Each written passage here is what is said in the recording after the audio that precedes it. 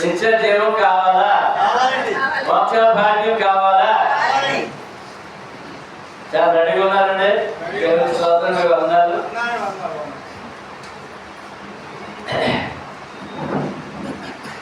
గత వారము మనతో కుమారుడు రాజేష్ ఉన్నారు. మీ అందరూ ప్రార్థనను బట్టి, సంఘ ప్రార్థనను బట్టి, మన విశ్వాసానికి సంఘ ప్రార్థన అవసరమండి. సంఘ ప్రార్థనను బట్టి మరలా బెంగళూరు వెళ్ళి అక్కడి నుంచి తన భార్య బిడ్డ దగ్గరికి కొయిట వెళ్ళడం జరిగింది. ప్రయాణం క్షేమంగా జరిగింది. అంతేకాకుండా తనకు సహకారం ఉండి అన్నయ్య గారు, ఆనంద్ బాబు తమ్ముడు అశోక్, బావగారు, కిషోర్, వారు ముగ్గురు కూడా మరి బెంగళూరు 2 సార్లు రాకపోగలను. అంత దూరం పండగనగర వెళ్ళొచ్చేసారండి. దేవుని కృపను బట్టి, మీ అందరి ప్రార్థన బట్టి ఆనంద్ బాబుకి అశోక్ వందనాలు తెలియజేస్తున్నాను. క్షేమంగా తమ్ముడు గృహాలు చేయించేసారు. మీరు ప్రయాణం ఉన్నారు, నేను ఎప్పుడు ప్రార్థన చేస్తూ ఉన్నాను. ప్రార్థన 10 రోజులు ఉంటుందండి.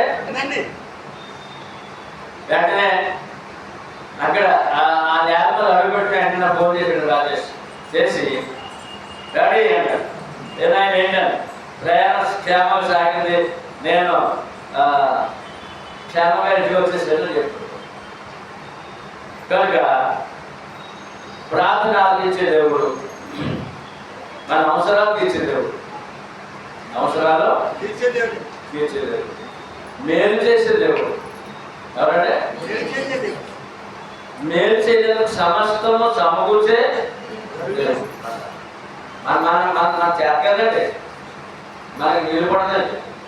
ఆయనే సమస్తం సమకూర్చారట. మేలు చేయడానికి మేలు కోరుతాం, మనం మేలు కోరుతాం మరి మేలు ఎవరు చేయాలి? కోరిక అంత తేలిక తీరుతారు దేవుడు చేయకపోతే. మరి ఎలా చేయాలైనా సమస్తము సమకూర్చి జరిగింది. ఆ విధంగా మనం నడిపిస్తున్నారు దేవుడు. కనుక ఎక్కువ ప్రార్థన జీవితం కలిగి ఉండండి. ప్రతి ప్రార్థనకి సమాధానం ఇచ్చే దేవుడే ఉన్నాడు. నిన్న సాయంకాలం సహోదరి పద్మగారు ఫోన్ చేశారు.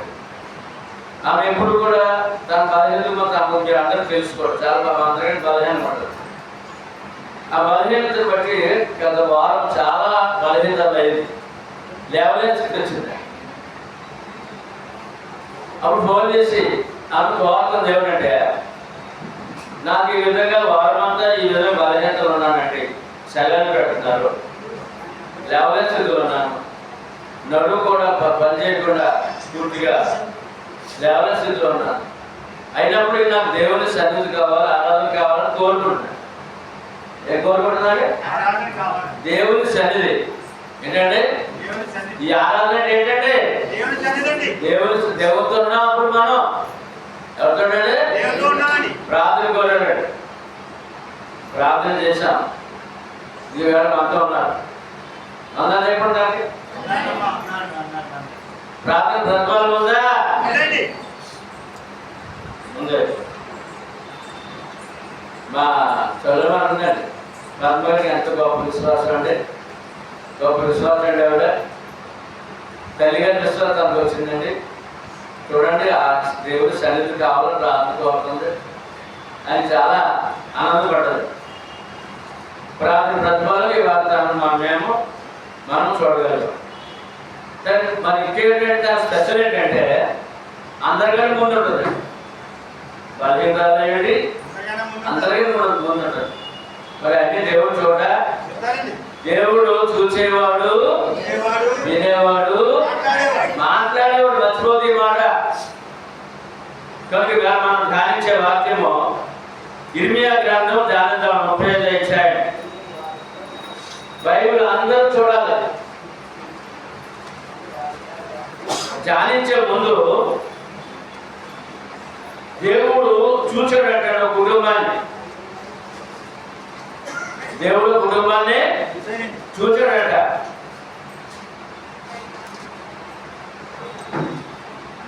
దేవుని దృష్టిలో ఇర్మియా గ్రంథం 35 అధ్యాయంలో ప్రత్యేకమైన కుటుంబము, ప్రత్యేకమైన కుటుంబం. దేవుని దృష్టిలో ప్రత్యేకమైన కుటుంబము, వారి సంతానము, వారి వంశములను గూర్చి బైబిల్ నందు ప్రత్యేకంగా వ్రాయించాడు దేవుడు. ఎంత గొప్ప సంగతి! ఒక కుటుంబం వరకు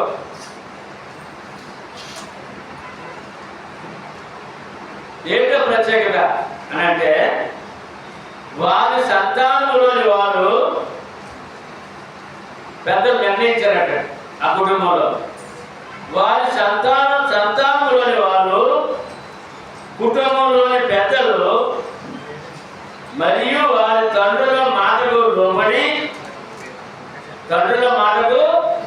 లోబడి కుటుంబ జీవితంలోనూ భక్తి జీవితంలోనూ వారు నిస్వార్థము కలిగి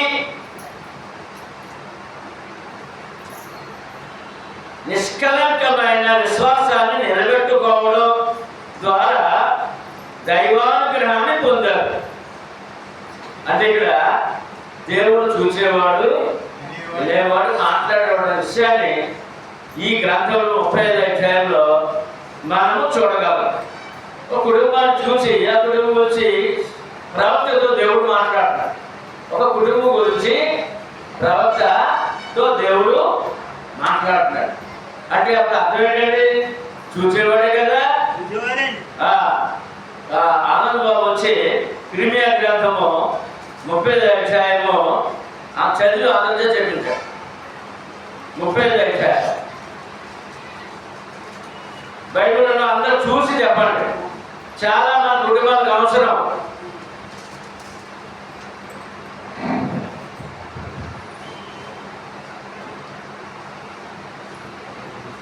మీరు కన్నా 35 అధ్యాయం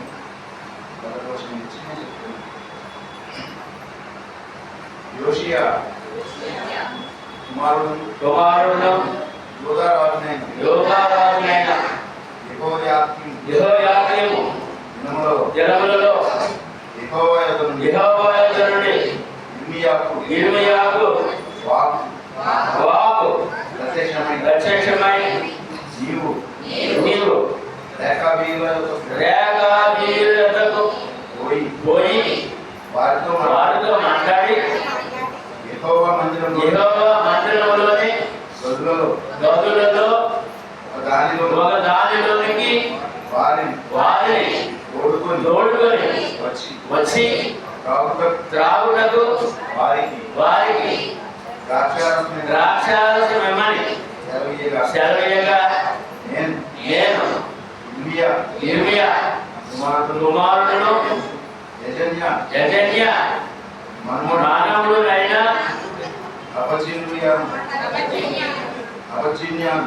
అబజ్జిన్యాను అతను సహోదరులు కుమారులందరినీ అనగా రేఖాబీయుల కుటుంబీకులందరినీ తోడుకొని వచ్చి యెహోవా మందిరములో దైవజనులకు ఇత్తనియా కుమారుడైన ఆనాను కుమారుడు గదిలోనికి వారిని తీసుకొని వచ్చి అది రాజుల గదికి సమీపమున ద్వారపాలకుడు షల్లూము కుమారుడైన మైషయా గదికి పైగా ఉండను. నేను రేఖాబీయుల ఎదుట ద్రాక్షారసంతో నిండిన పాత్రలను గిన్నెలను పెట్టి ద్రాక్షారసము రావుడని వారితో చెప్పగా వారు మా పితరులకు రేఖాబు కుమారుడైన యెహోనాదాబు మీరైనను మీ సంతతి వారైనను ఎప్పుడును ద్రాక్షారసము రాకకూడదని మాకు ఆజ్ఞాపించారు. కనుక మేము ద్రాక్షారసము త్రాగము. మరియు మీరు ఇల్లు కట్టుకొనవద్దు, విత్తనములు విత్తవద్దు, ద్రాక్ష తోట నాటవద్దు, అది మీ కొననే కూడదు. మీరు పరవాసము చేయు దేశములో దీర్ఘాశ్రమములు ఈ దినములన్నీ గుడారములలోనే మీరు నివసింపవలెనని అతడు నాకు ఆజ్ఞాపించాడు. కావున మా పితరుడైన రేకాబు కుమారుడు యెహోనాదాబు నాకు ఆజ్ఞాపించిన సమస్త విషయములలో అతని మాటను బట్టి మేము గాని మా భార్యలు గాని నా కుమారులు గాని నా కుమార్తెలు గాని ద్రాక్షారసము రావుటలేదు. నా తండ్రి అయిన యెహోనాదాబు నాకు ఆజ్ఞాపించిన సమస్తమును బట్టి మేము విధేయులగునట్లుగా కాపురమునకు ఇల్లు కట్టుకొనలేదు. ద్రాక్షావనములు గాని పొలములు గాని సంపాదించుకొనలేదు. విత్తనమైనను చెట్ల విత్తనమైనను గుడారములలోనే నివసించుచున్నాం. అయితే బబులోను రాజైన నెబుకద్నెజరు ఈ దేశంలో ప్రవేశింపగా ఖల్దీయుల గండునకును సిరియనుల గండునకును భయపడి మనము యెరూషలేమునకు పోదము రండని మేము చెప్పుకొంటిమి. కనుక మేము యెరూషలేములో కాపురమున్నామని చెప్పిరి. అంతటా యెహోవా వాక్కు యిర్మీయాకు ప్రత్యక్షమై ఇలాగ సెలవిచ్చెను. ఇశ్రాయేలు దేవుడకు యెహోవా సెలవిచ్చినది ఏమనగా, నీవు వెళ్ళి యూదావారికి యెరూషలేము నివాసులకును ఈ మాట ప్రకటించుము. యెహోవా వాక్కు ఇదే, మీరు శిక్షకు లోబడి నా మాటలను ఆలకింపరా. ఇదే యెహోవా వాక్కు. ద్రాక్షారసము తాగవద్దని రేకాబు కుమారుడైన యెహోనాదాబు తన కుమారుడు ఆజ్ఞాపించిన మాటలు స్థిరముగా ఉన్నవి. నేటి వరకు తమ పితరుని ఆజ్ఞకు విధేయులై వారు ద్రాక్షారసము త్రాగుతున్నారు. అయితే నేను పెద్దలకడే లేచి మీతో బహు శ్రద్ధగా మాట్లాడినను మీరు నా మాట వినకున్నారు.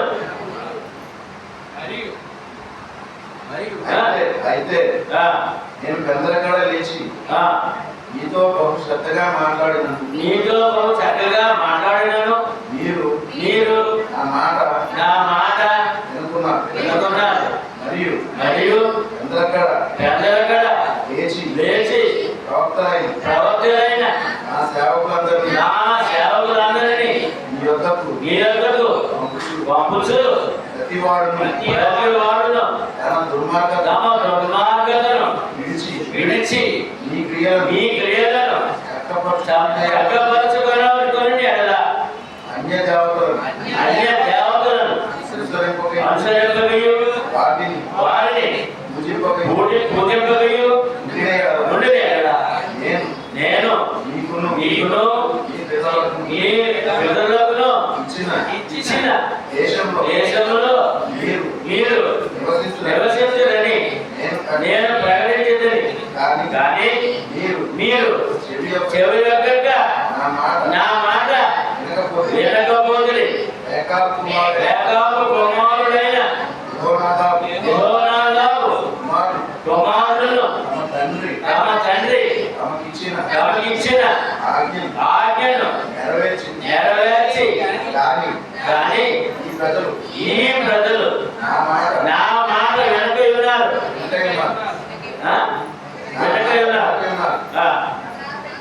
కాబట్టి ఇశ్రాయేలు దేవుడును సైన్యములకు అధిపతియునకు యెహోవా ఈ మాట సెలవిస్తున్నాడు, నేను వారితో మాట్లాడింది కానీ వారు వినకపోతే నేను వారిని పిలిచింది కానీ వారు ప్రత్యుత్తరం ఇవ్వకపోయేది కనుక యోధావారి మీదికి యెరూషలేము నివాసులందరి మీదికి రప్పించదనని నేను చెప్పిన కీడంతయు వారి మీదికి రప్పించుచున్నాను.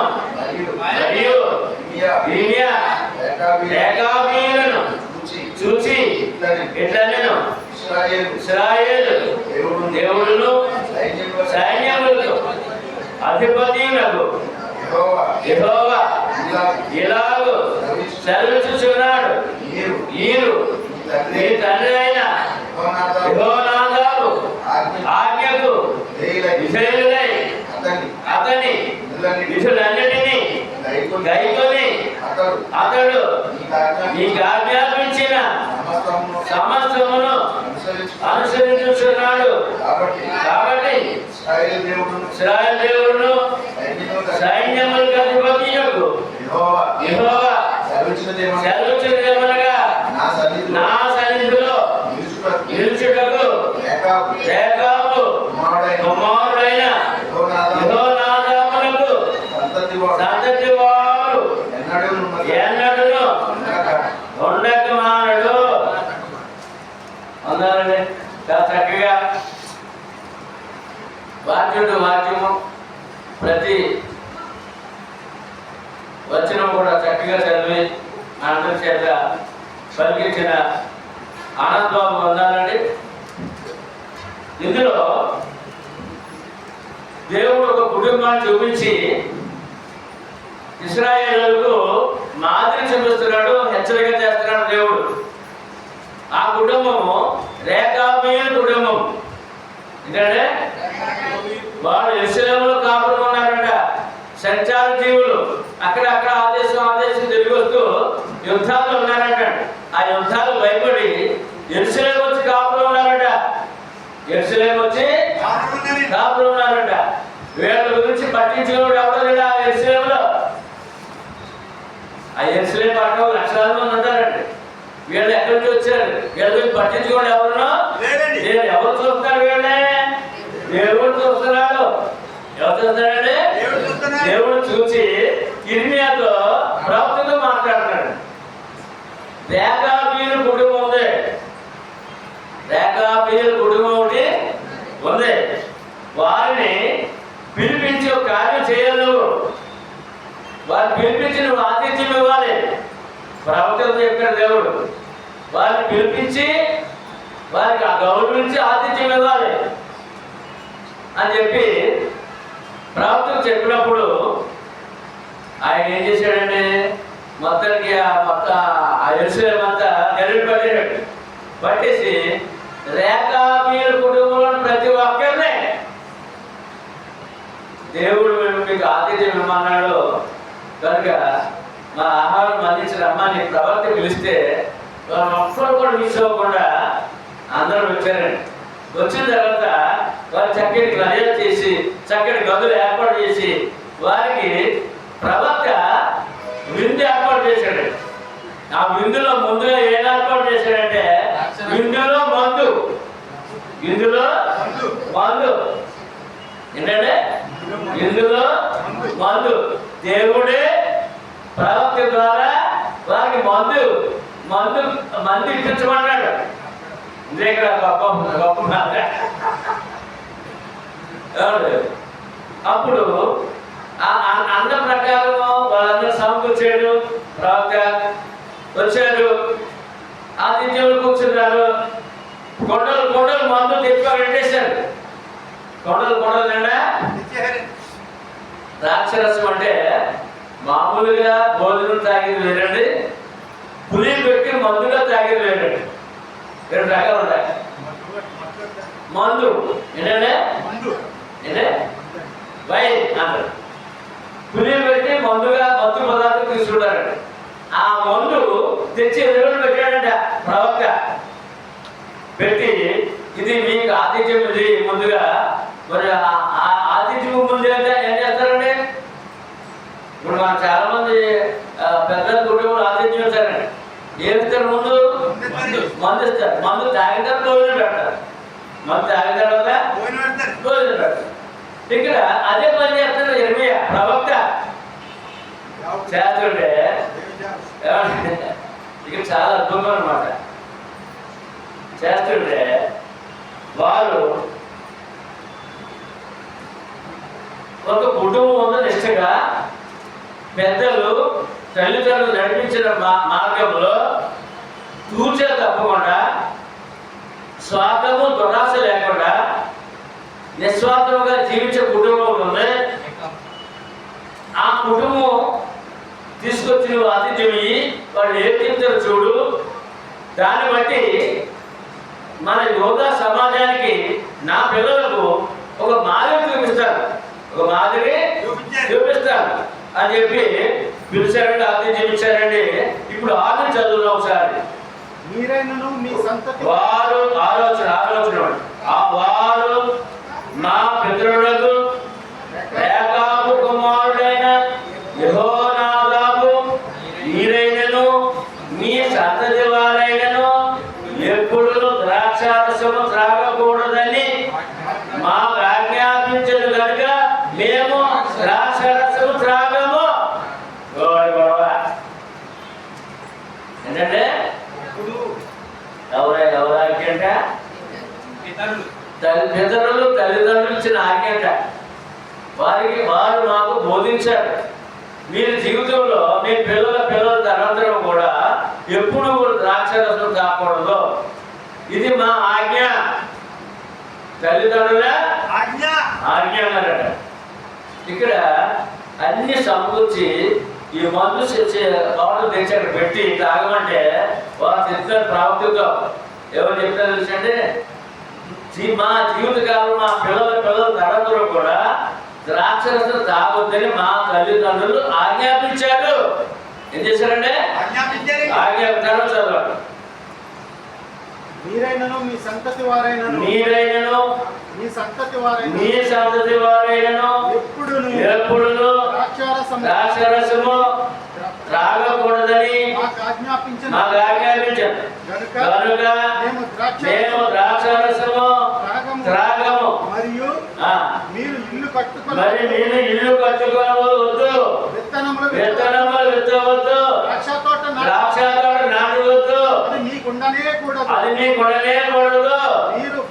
మీరు పరవాసము చేయు దేశములో దేశాక్షములైనట్లు మీ జనములన్నీ గుడారములోనే మీరు వ్యవసాయంలోనే అతడు నాకు ఆజ్ఞాపించాను. కావున మా పితరుడైన రేకాబు కుమారుడు యెహోనాదాబు మాకు ఆజ్ఞాపించిన సమస్త విషయములలో అతని మాటను బట్టి మేము గాని, మా భార్యలు గాని, మా కుమారులు గాని, మా కుమార్తెలు గాని ద్రాక్షారసము త్రాగుటలేదు.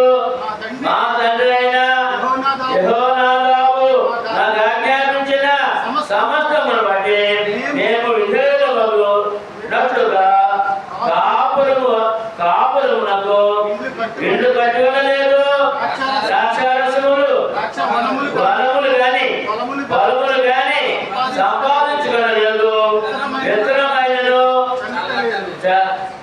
చదువుటలేదు గుడారములలోనే నివసించుచున్నాము. అయితే బబులోను రాజైన నెబుకద్నెజరు ఈ దేశంలో ప్రవేశింపగా కల్దీయుల దండునకును సిరియల దండునకును భయపడి మనము యెరూషలేమునకు పోదుమనంటేని మేము చెప్పుకుంటుంది.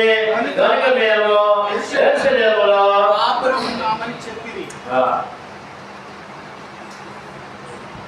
వీళ్ళకి ఆజ్ఞాపించిన తల్లిదండ్రులు లేరండి,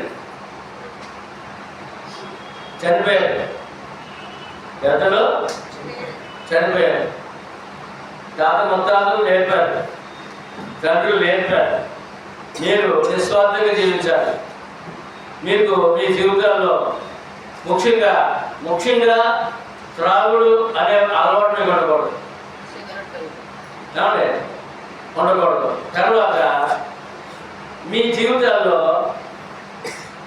మానవులందరూ కోరుకునేటువంటి భవనాలు కానీ, తోటలు కానీ, స్థలాలు కానీ మీకేం ఉండకూడదు. నిస్వార్థంగా దేవుడు సహాయంతో, పెద్దల దీవెనలతో మీ ప్రయాణం సాగాలి. దేవుని దీవెనలు, పెద్దల ఆశీర్వాదాలు.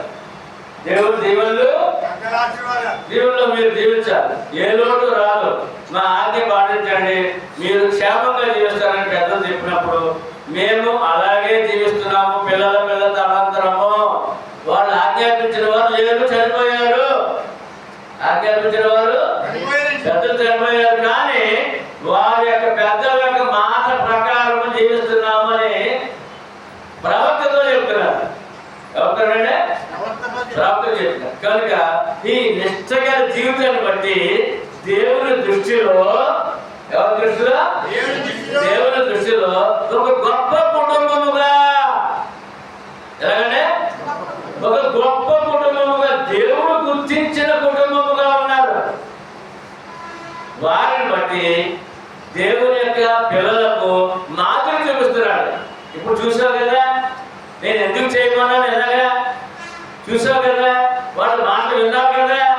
వెళ్ళి యోధ సమాజానికి ఇశ్రాయేలు చెప్పేదే, నేను అనేక సంగతులు బోధించాను, ఎప్పుడు వారితో ఉన్నాను, కానీ నా మాట వారు చెవిని పెట్టలేదు. అదో చూడ రేఖాబు వారి కుటుంబం, వారి పెద్దలు తల్లిదండ్రులు ఇచ్చిన మాట ప్రకారము పిల్లల తరంతరము వారు ఆచరిస్తూ, వారి పెద్దల ఆజ్ఞలు పాటిస్తూ, దేవుని యందు భయభక్తులు కలిగి వారు ఇటు కుటుంబ పరంగా, ఆత్మీయ పరంగా, శరీర పరంగా వారు ఎంత నిష్ఠగా ఉన్నారో చూడు అన్నాడు దేవుడు. వారిని చూసిన తర్వాత, వారి మాట విన్న తర్వాత దేవుడు ఇర్మీయాతో మాట్లాడుతున్నాడు. ఏమనంటే, ఈ చూసావు కదా, మీరు వారి తండ్రి ఆజ్ఞను బట్టి, వారి పితరుల ఆజ్ఞ బట్టి ఎంత నిష్ఠగా ఉన్నారో, నేను మరి ఈ యొక్క ప్రజలు తండ్రిని కదా, ఇశ్రాయేలు ప్రజలకి, లోకానికి దేవుడు తండ్రి కదా, మరి తండ్రిగా నా మాట వింటున్నారా? ఎన్నిసార్లు బోధించినా వింటున్నారా? తాపుతున్నారు, వ్యభిచారం చేస్తున్నారు, వద్దన్న పనులన్నీ విగ్రహాలను చేస్తున్నారు, వద్దన్న పనులన్నీ చేస్తున్నారు. కనుక ఈ రేఖాబీల కుటుంబాన్ని మాదిరిగా చూసుకుని ఒకసారి మళ్ళీ బోధించు, ఒకసారి వారికి మళ్ళా బోధించు అని చెప్పి, అప్పుడు ఆఖరి నేను చెప్పానంటే, ఈ రేఖాబీల కుటుంబము జీవితకాలము, వారి జీవితకాలం, జీవిత తరతరాలు కూడా నా సన్నిధి వారికి ఇస్తాను. నా సన్నిధి 19వ వచనం చాలా అందరూ చెప్పండి మాట.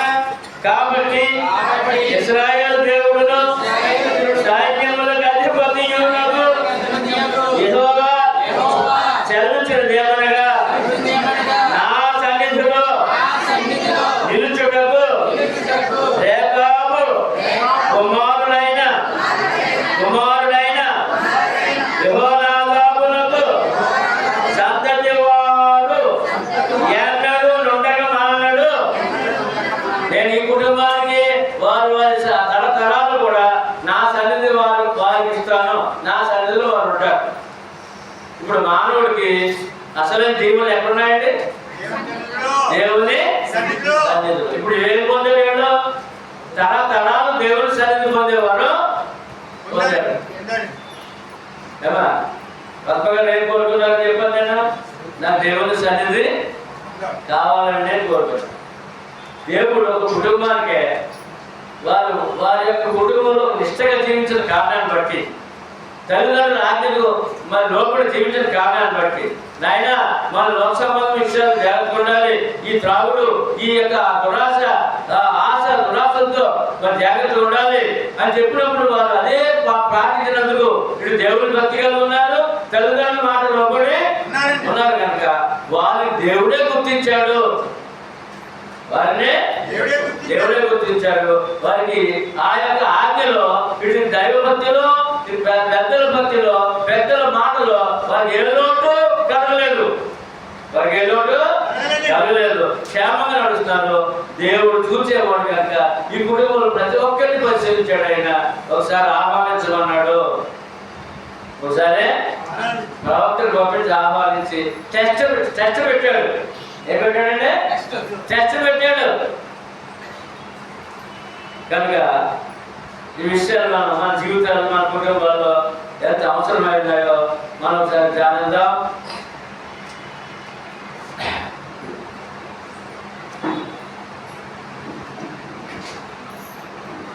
రేఖాబీయులు ఏమంటే రేఖాబు కుమారుడైన యెహోనాదాబు. రేఖాబు అనే ఆయన పెద్ద, ఆయన కొడుకు పెద్ద, తన కొడుకు చెప్పాడట,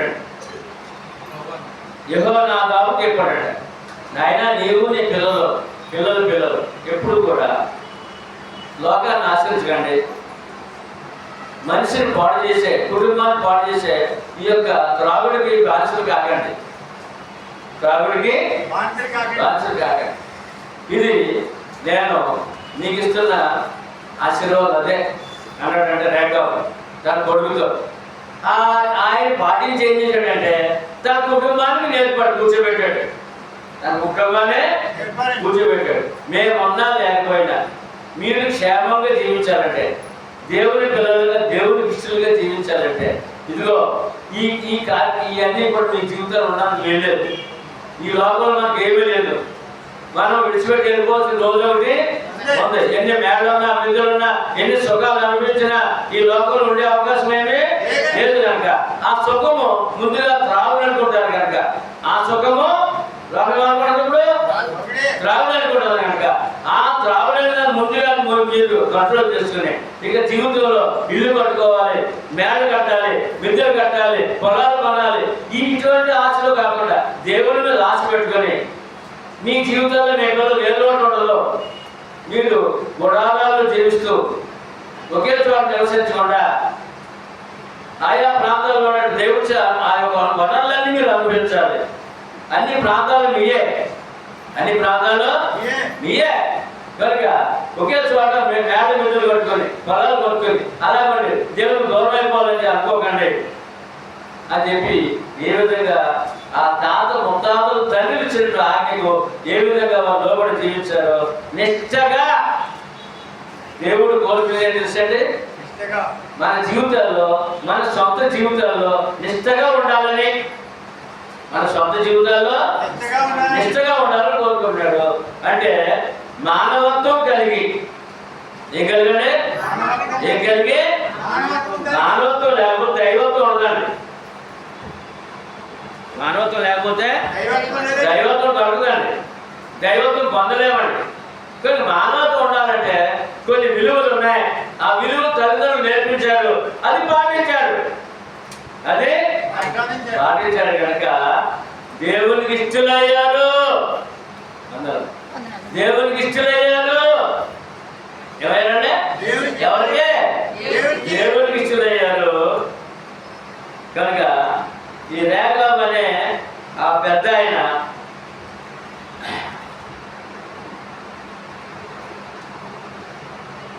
ఈ కుమారుడు యెహోనాదాబు దేవునిపై గల అత్యాసక్తి భక్తి అసలు తల్లిదండ్రుల మాట వినడానికి కారణం ఏంటి అంటే ముందు దేవునిపై అతి భక్తి, ముందు భక్తి ఉండాలండి.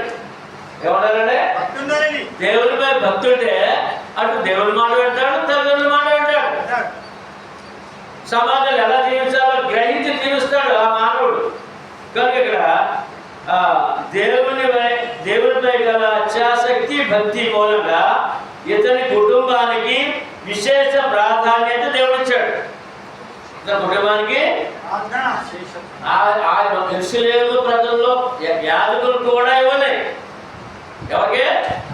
యాజకులు కూడా ఇవ్వలే ప్రాధాన్యత ఈ రేఖాబు కుటుంబానికి దేవుడు ఇచ్చాడు. ఏమండి? 2వ రాజులు 10వ అధ్యాయము 10 నుంచి 17 చదవాలి.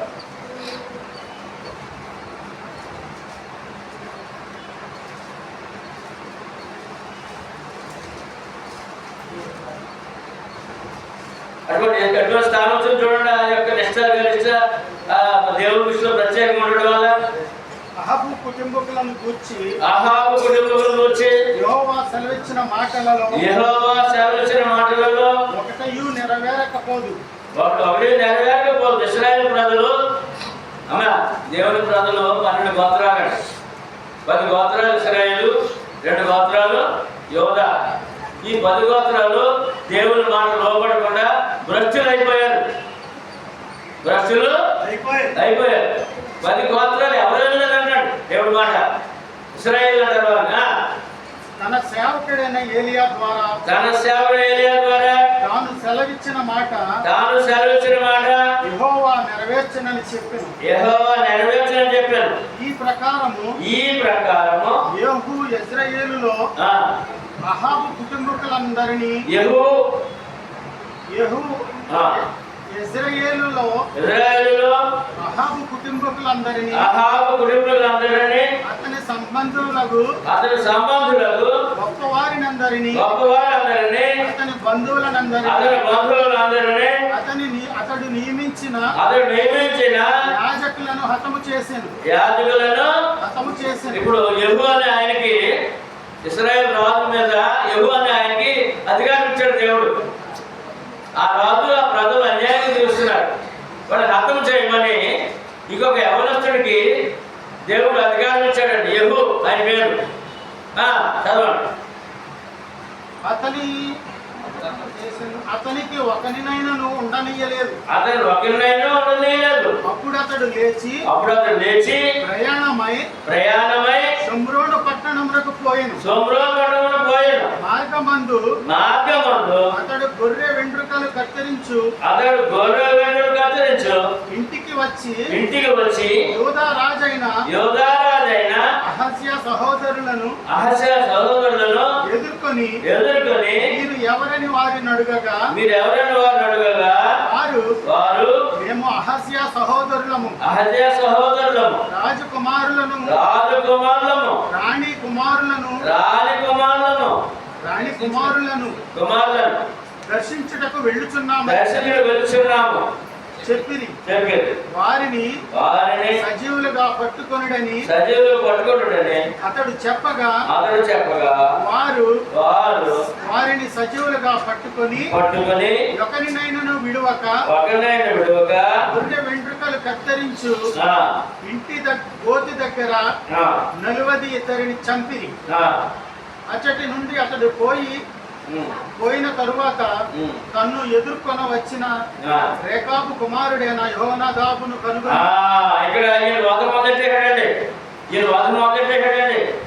ఈయన ఇశ్రాయేలు ప్రజలను మొదలెట్టి రాజకుమారుడు చంపేశాడండి. ఇప్పుడు యెజబెల్ దగ్గర రావాలి. యెజబెలు ఎవరండి? అహాబు భార్య ఎవరండి? యెజబెలు. ఆమె మహా దుర్మార్గురాలు, మామూలు దుర్మార్గురాలు కాదండి. దేవుని యొక్క ప్రవక్తలు 400 మందిని చంపించేసిందండి. దేవుని ప్రవక్తలనే చంపించిందండి. అంత దుర్మార్గురాలు ఆవిడ. ఆమె చంపడానికి వస్తున్నాడు. ఇప్పుడు ఆ రాజ్యాన్ని నాశనానికి వస్తున్నాడు. ఈ వచ్చేటప్పుడు ఒక ఆయన కనబడ్డాడంట. ఎవరో తెలుసా? రేకాబు కుమారుడు ఎవరండి?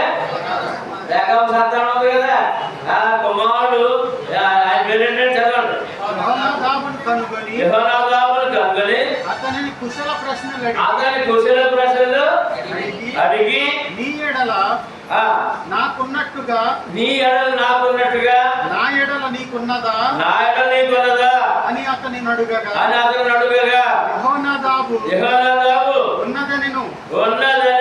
అలాగే ఇప్పుడు యుద్ధానికి వెళ్ళే రాజు దేవుడు ఏర్పాటు చేసినాడు యెహోదు రాజుగా. ఆ రాజ్యాన్ని ఆ దుర్మార్గాన్ని నాశనం చేయమని దేవుడు ఏర్పాటు చేసినాడు యెహూని. యెహూ రాజుగా వస్తున్నాడు, యెహూ రాజుగా వస్తున్నాడు. ఇప్పుడు ఈయనకు ఒక ఆయన ఎదురయ్యాడంట ఈ యుద్ధంలో. అప్పుడు ఆయనతో స్నేహంగా మాట్లాడుతున్నాడంట. ఆయన ఎవరంటే యెహోనాదాబు, రేఖాబు కుమారుడు. రేఖాబు కుమారుడు రాజుకు స్నేహితుడు అయ్యాడు. ఎవరిగా? మరి నిష్ఠగా జీవించి దేవుని భక్తులు ఉంటే ఆ జీవితం నష్టం లాభం అంటే లాభం. చదవండి. అలాగైతే ఆయన అన్నాడు, నీతో స్నేహంగా ఉండాలనుకున్నాను, నాతో స్నేహంగా ఉంటాను. రాజు అడిగాడు, ఉంటాను అన్నాడు. అయితే అక్కడ రథం ఎక్కి కూర్చో. రథం ఎక్కి ఎవరు రథం అంటే రాజుగారు రథం. అలాగైతే నా చేతిలో చెయ్యి వేయమని చెప్పగా అతడు ఇతని చేతిలో చెయ్యి వేసాను. గనుక యెహూ తన రథము మీద అతనిని ఎక్కించుకొని యెహోవాను గూర్చి నాకు కలిగిన ఆస్తిని ఆసక్తిని చూచుటకై నాతో కూడా రమ్మనగా ఎందుకో నాకు దేవుని పట్ల ఎటువంటి ఆసక్తి ఉందో చూతుగా రామని ఆ రథంలో కూర్చోబెట్టుకున్నాడంట. ఎవరినే? రేఖాబు కుమారుడైన యెహోనాదాబు రథం కూర్చోబెట్టుకున్నాడంట. యెహూ రథం మీద వారతని కూర్చుండబెట్టి అతడు షోమ్రోనునకు వచ్చి షోమ్రోనులో అహాబునకు శేషించి ఉన్న వారినందరినీ చంపి ఏలీయాకు యెహోవా సెలవిచ్చిన మాట నెరవేర్చి అహాబును నిర్మూలము చేయు వరకు హతము చేయుట మానకుండెను. ఇప్పుడు ఎక్కడ ఉన్నాడండి? ఏ స్థానంలో ఉన్నాడు? దేవుడు ఏలియా ప్రాప్తి ద్వారా వాగ్దానం చేసిన వాక్యాన్ని నెరవేర్చే స్థానంలో ఉన్నాడు. ఆయన రాజుతో కలిసి మొదలెట్టాడు. రాజు స్థానంలో ఉన్నాడు. ఇప్పుడు తల్లిదండ్రులు మాట్లాడితే లాభమా నష్టమా? దేవుని భయభక్తులు కానీ లాభమా నష్టమా అనే విషయాన్ని మనం చూస్తున్నాం అక్కడ. ఏమండి? తన భక్తి నిష్ఠలను ఎన్నో నియమాల ద్వారా తన సంతతిపై విధించాడు. ఎవరు? ఈ యెహోనాదాబు. యెహోనాదాబు ఏం చేశాడండి? తన సంతతికి ఒక ఆజ్ఞ ఇచ్చాడంట. తల్లిదండ్రులు నేర్చుకున్న ఆజ్ఞ, నిష్ఠగా జీవించాలి. ఎలా జీవించాలంటే త్రాగుబోతనం ఉండకూడదు, స్వార్థం ఉండకూడదు, దురాశ ఉండకూడదు. జాగ్రత్త నాయన, జాగ్రత్త అని చెప్పినట్టు విధించాడు అని ఆ నియమాలన్నిటిలో వారు నిస్వార్థ నిష్కలంకమైన విశ్వాసులుగా నిలబడ్డారు. తండ్రి చెప్పిన మాటలు బట్టి ఆ కుటుంబం పిల్లలు ఎలా ఉన్నారంట?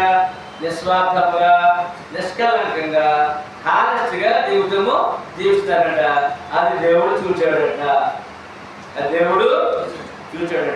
మనం బయట ఏం చేస్తున్నామో, ఇంట్లో కూర్చుని ఏం చేస్తున్నామో, వాళ్ళలో కూర్చుని ఏం చేస్తున్నామో దేవుడు దేవుడు కనపడతాడా? ఇంట్లో సీక్రెట్ గదిలో ఏం చేస్తున్నామో తెలియదానికే. తర్వాత 35:2 వచనములో చూడండి ఒకసారి. ఇర్మియా 32:2 రేఖాబీయులు మోసే మామ అయిన త్రోయకు చెందిన ఇత్రోకు చెందిన కెయీను కుమారులు. వీరు సంచార జీవనం చేసే జాతికి చెందిన వారు. ఏమండి? రేఖాబీయులు రాశారు కదా 5:2 వచనంలో. ఆ వచనం తెలిసిందంటే ఈయన ఎవరు? ఈ రేఖాబీయులు ఎవరంటే ఇత్రోకు చెందిన వారు. ఎవరు ఇత్రో? మోషే మామగారు ఎవరంటే మోషే మామగారు. ఇప్పుడు న్యాయాధిపతులు చూద్దాం. 1:16 చూడండి. న్యాయాధిపతులు 1:16.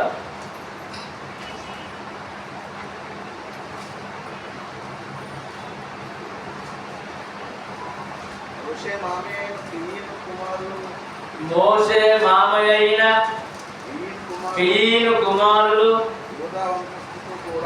యోధా పట్టణంలో నుండి ఆరాధు దక్షిణలోని యోధా ఆమెలకు వెళ్ళి అక్కడ చేరి ఆ జనంతో ఇప్పుడు ఎవరండి ఈ రేఖాబీలు? మోషే మామ ఇద్దరు యొక్క కుటుంబ సభ్యులు అని చెప్పి ఇక్కడ వాళ్ళు నిర్దిస్తున్నాడు దేవుడు. మొదటి దినవృత్తాంతములు 2:55 వచనము.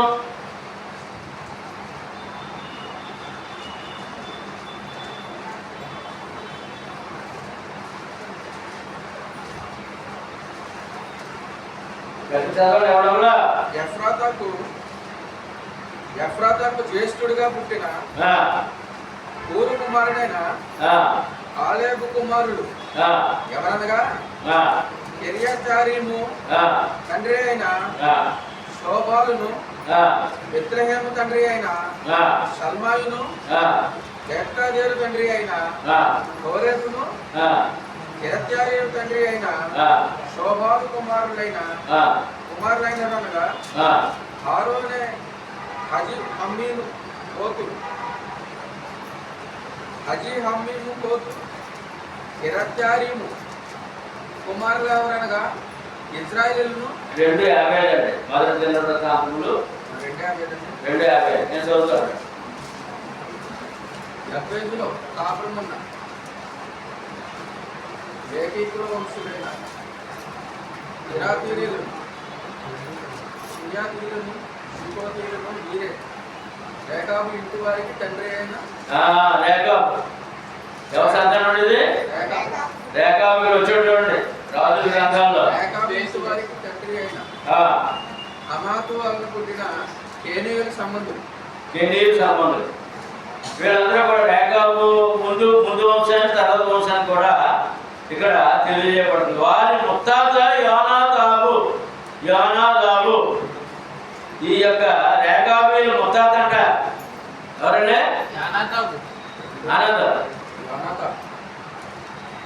యోనాదాబు ఎవరంటే రేఖాబీలు ముత్తాత అంట. ఇప్పుడు మాట్లాడుతూ మీరు ఒకసారి నా తాత అంటారు కదా సన్నులు మీరే మీకైతే మరి మీ పిల్లలు ముత్తాత. మరి హరి గారికి ఏమవుతాడు? మా సన్యాల్ గారు ముత్తాత.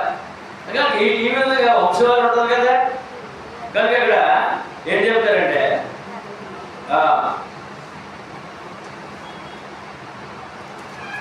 వారి ముత్తాత యోనాదాబు. ఈ రేఖాబీలు ముత్తాత యోనాదాబు అంటండి.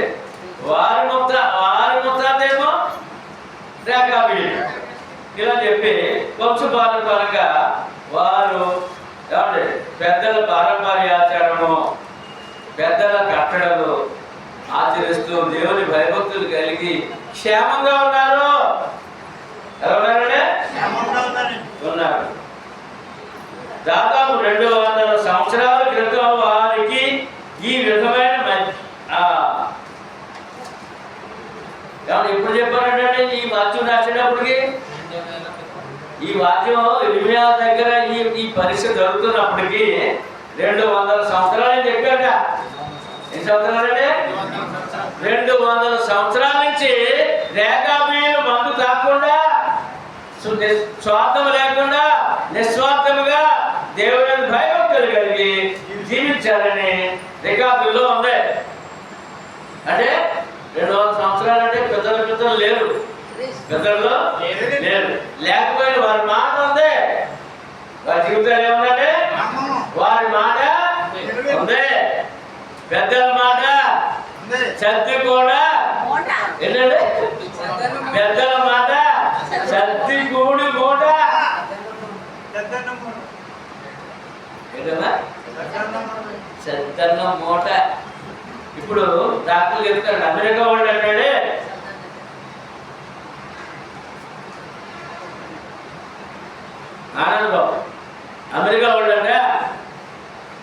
రోజు సద్యాన్నం $100 నుంచి కొనుక్కున్నారు.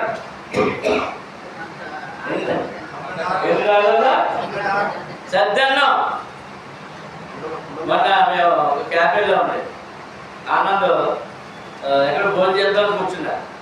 ఇందాక పలావులు వదిలే బాబు నాకు కొంచెం మజ్జిగని పెట్టించరాన్న చక్కడి ఏదో అదేదో జ్యూస్లో ఉన్నాడు అంటే $100 $50 ఇచ్చుకున్నాడు.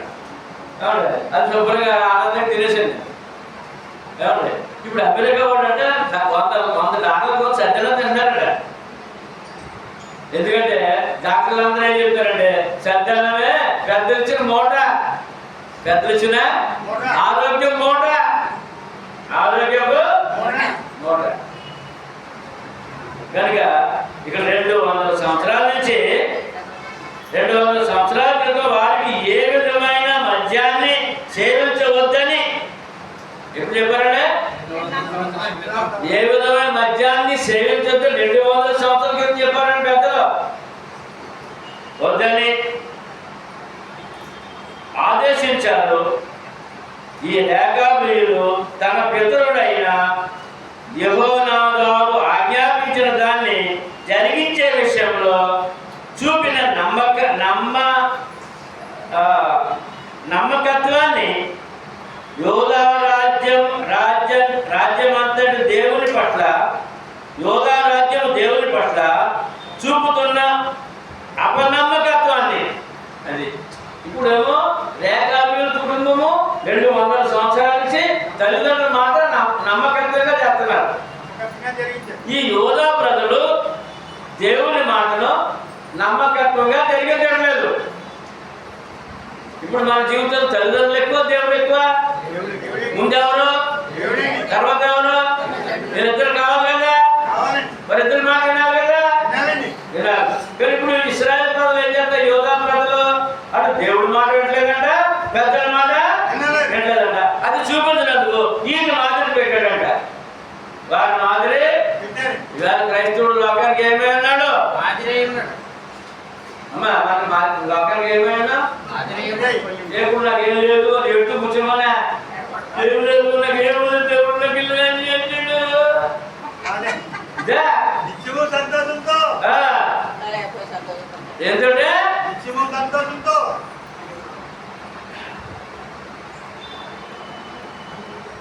తర్వాత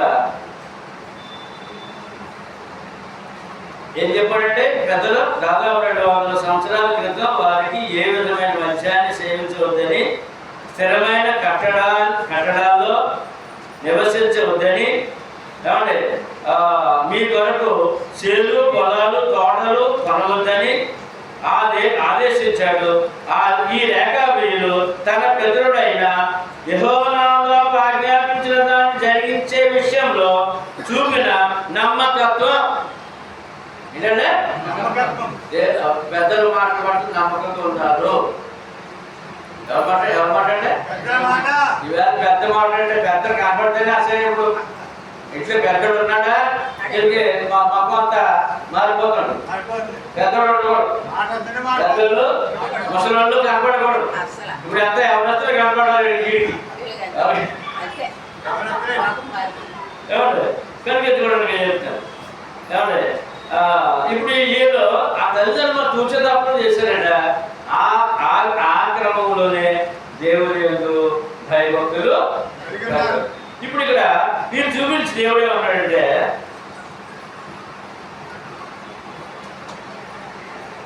యోధా రాజ్యము అన్నాడు. ఎంతమంది చూపించాడంటే యోధా రాజ్యము, యోధా రాజ్యాన్ని చూపించడానికి యోధా రాజ్యం అంతా తమ దేవుని పట్ల చూపుతున్న అపనమ్మకత్వం. దేవుని ప్రజలు ఉన్నారండి, తల్లిదండ్రుల మాట నమ్మట్లేదు, తల్లిదండ్రుల మాట వినట్లేదు, దేవుడి మాట నమ్మట్లేదు, దేవుడి మాట వినట్లేదు. మరి లాభమా నష్టమా? చెప్పండి. నష్టంలో ఉన్నారు. ఇర్మియా కాలంలో ఇశ్రాయేలు ప్రజలు నష్టంలో ఉన్నారు. కొద్ది రోజుల్లో ఆ యొక్క బబులోను రాజు వచ్చి చెత్త బబులో రాజు వచ్చి చేత కొట్టేస్తారని చెప్పడం అన్నమాట. ఇదంతా ఎవరు వచ్చి కొద్ది రోజులు ఇర్మియా ప్రవక్త కాలంలోనే బబులో రాజు వచ్చాడు. మొత్తం యోధ రాజ్యాన్ని నాశనం చేశాడు, దేవాలయం నాశనం చేశాడు, అందరిని చంపేశాడు. మోకాలు లోతు రక్తం అంట, అంతేనే మోకాలు రక్తం అందరిని నరికాడే. ఎందుకంటే మరి పెద్దల మాట లేదు, దేవుడి మాట లేదు. అందుకని అపనమ్మకంతో పోల్చి చూడమని దేవుడు ఇర్మియాతో మాట్లాడుతున్నాడు. దేవుడు ఇర్మియాతో మాట్లాడుతున్నాడు.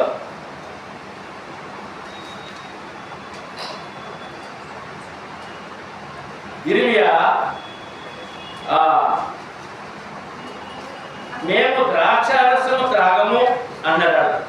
ఏం తాగాడంటే రేఖాబీయులు తమ పితరుల మాట ప్రకారము తాము అంగీకరించిన దాని పట్ల నమ్మకముగా జీవించారు. పితరుల మాట పట్ల నమ్మకంగా జీవించారు, దేవుడి మాట పట్ల నమ్మకంగా జీవించారు. ఇక్కడ పెద్దలు కావాలి, పెద్దలు కావాలి, దేవుడు కావాలి. దేవుడు కావాలి, పెద్దలు కావాలి, తల్లిదండ్రులు దేవుడు కావాలి, దేవుడి మాట కావాలి, పెద్దలు కావాలి, తల్లిదండ్రులు కావాలి, మాట కావాలి. అంతేనే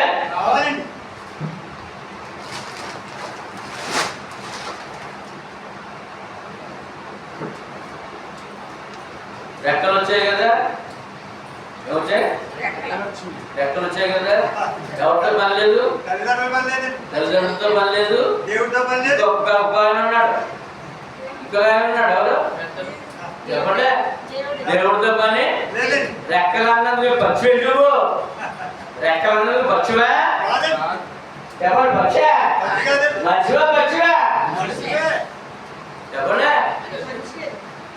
పక్షి గురించి మాట్లాడేది ఎవరంటే, కానీ మనుషుల గురించి కాదు. నీకు రెక్కలు వచ్చినా, గడ్డాలు వచ్చినా, వేషాలు వచ్చినా, ఏమొచ్చినా రాకపోయినా తల్లిదండ్రుల మాట వినాలి, దేవుడి మాట వినాలి అనే విషయాలు చెప్తాను. విన్న వారి గురించి ఉన్నాడు మనకి, ఆ యొక్క రోజా జనానికి, ఇవాళ క్రైస్తవుడికి తమ పితరుని ఆజ్ఞ మీరడానికి వారు అంగీకరింపలేదు. తన పితరుల మాట మీరడానికి వారు ఎదురుగుండా పుట్టింది. ఎదురుగుండే ఉందండి పుట్టెట్టాడా? ఎవరితే ప్రవక్త మళ్ళానే, మామూలు కాదు. ఎవరంటే ఎవరేమన్నాడు? ఓ మందు దేవుడు ఏమన్నాడు? ఎవరు మన్నాడా? అయ్యన్నా ఎదురుగుండా మందులున్నా తమ పితరుని ఆజ్ఞ మీరడానికి వారు అంగీకరించలేదు. ఏంటంటే తల్లిదండ్రుల ఆజ్ఞ మీరడానికి వారు త్యాగమని చెప్పారు. ఏం చెప్పారంటే, ఇప్పుడు మన సమాజం క్రైస్తవులు ఉన్నారండి, మా క్రిస్టియన్ సభ్యులు. ఇప్పుడు అప్పుడప్పుడు మంది చేస్తుంటారు. ఏంటో అన్నా అనుకోండి, ఏదో పార్టీ అకేషన్ తప్పలేదు అంటారు. ఇక్కడ తప్పించుకున్నారు లేదా? ఇక్కడ తప్పించుకున్నారు లేదా? ఆనర్స్ చెబుతున్నారు. మేము మా తల్లిదండ్రులు ఆజ్ఞ అన్నారు. ఇప్పుడు నువ్వు దేవుని ఆజ్ఞలో ఉన్నావు కదా. ఎక్కడైనా ఎంత కట్టుబడి తెచ్చి ఎదుగుడు ఏర్పడిన ఏం చేయాలి? ఇప్పుడు పులికి తాగేది చెప్పండి, మీకే కొంత సంగతి. తమ పితరుని ఆజ్ఞ మేరడానికి వారు అంగీకరించలేదు. పెద్ద పెద్ద కొండలు పెట్టేసినట్టు అక్కడ రాశాడు కదా, ఏం పెట్టారా? ఒకసారి జాగ్రత్తగా చదవండి, అందరూ చదవాలి. తర్వాత స్త్రీలకి మొగళ్ళు కాకుండా ఇది అక్కడ అన్నారు. మా భార్యలు కూడా అన్నారు, మా భార్యలు త్రాగలేదంట, ఇల్లు కట్టమని చెప్పలేదంట, పొలాలు కొనమని, బంగారం కొనమని ఏమన్నా ఇందాక మాట. ఇప్పుడు కేవలం పురుషులుగా చెప్పారు ఇక్కడ. ఆ భార్యలు కూడా త్రాగలేదంట. ఇప్పుడు విదేశాలు అందరూ తాగుబోతులండి. స్త్రీలు తెలుసా మీకు? విదేశ స్త్రీలు అందరూ తాగుబోతులండి. కానీ ఇప్పుడు ఈయన అంటాడు వాళ్ళు తాగలేదంట, భార్య తాగలేదంట, వారు ఇల్లు కట్టుకోలేదంటే భార్య ఇల్లు కట్టుకోలేదంట, వారు పొలం కొనలేదంటే భార్య పొలం కొనలేదంట. అది చెప్తారు ఇక్కడ. ఇందులో ఒకటి, తమ సంతతి వారు సామాన్యమైన జీవితం జీవించాలని దేవుడు ఏం కోరాడండి? తల్లిదండ్రులు ఏం కోరాడండి? హెచ్చించుకోవద్దు. ఏం చేయగా తమ సంతతి వారు సామాన్యమైన జీవితం జీవించాలని కనానీయులకు, అక్కడ 3 రకాల జనం ఉన్నారండి. ఈ తల్లిదండ్రులు ఆజ్ఞాపించిన ఆజ్ఞ పాటించాలంటే 3 రకాల జనం చుట్టూ ఉన్నారంట. వీళ్ళకి రేఖాబీయులకి ఎవరున్నారంట? కనానీయులు. ఎవరంటే?